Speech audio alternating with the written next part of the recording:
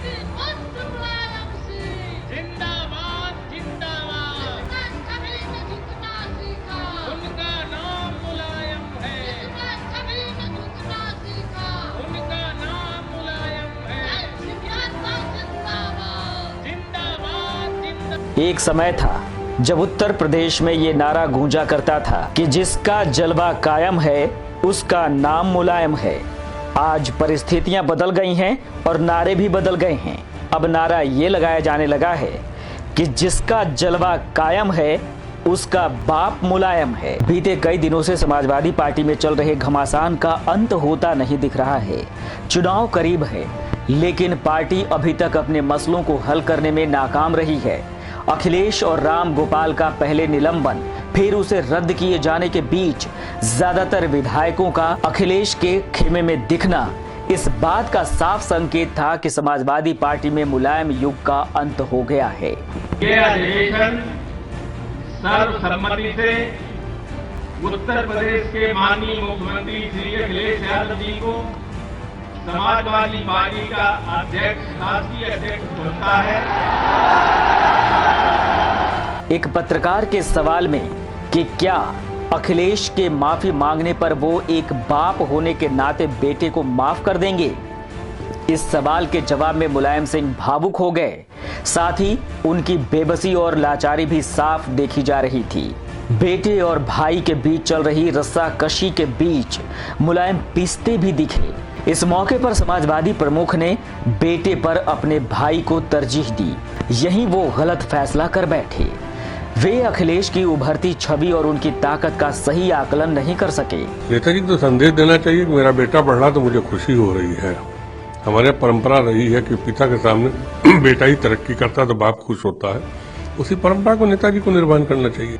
Ticket बंटवारे को लेकर विवाद के बाद जिस तरह से अखिलेश ने उम्मीदवारों की अपनी समानांतर लिस्ट जारी कर दी और आपातकालीन अधिवेशन में अमर सिंह को पार्टी से बाहर किया गया, शिवपाल यादव को पार्टी के स्टेट प्रेसिडेंट के पद से हटाया गया और मुलायम सिंह को हटाकर अखिलेश यादव को नेशनल प्रेसिडेंट बनाया गया, उन्हें समाजवादी पार्टी का संरक्षक बनाया गया। उसके बाद मुलायम सिंह अपनी ही बनाई पार्टी में अपने ही बेटे द्वारा हाशिए पर कर दिए गए। यूपी की राजनीति में मुलायम सिंह की पहचान जमीन से जुड़े नेता के तौर पर रही है। इटावा में 1939 में एक सामान्य परिवार में जन्मे मुलायम सिंह को बचपन में पहलवानी का बहुत शौक था। राजनीति विज्ञान में एमए करने वाले मुलायम सिंह शिक्षक भी रहे।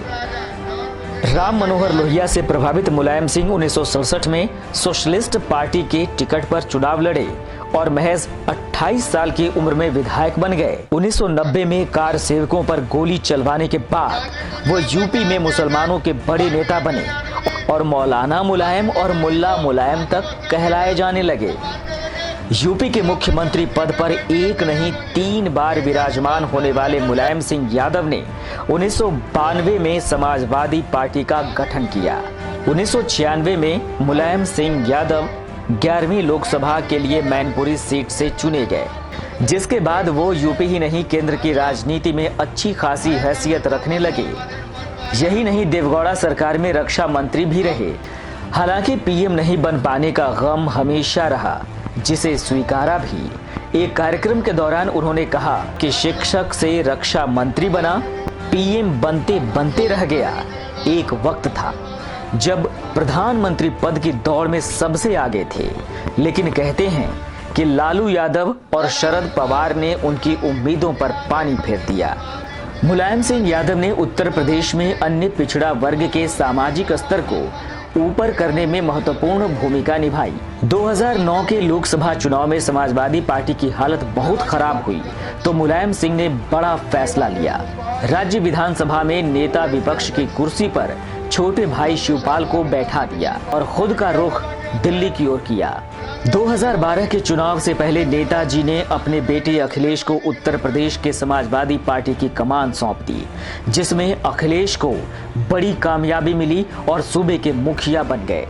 लेकिन इसके बाद चीजें मुलायम सिंह यादव के हाथों से निकलने लगी। नेताजी की नाकामी शायद यही कह रही है कि वो समाजवादी में चल रहे सत्ता संघर्ष को खत्म नहीं कर सके।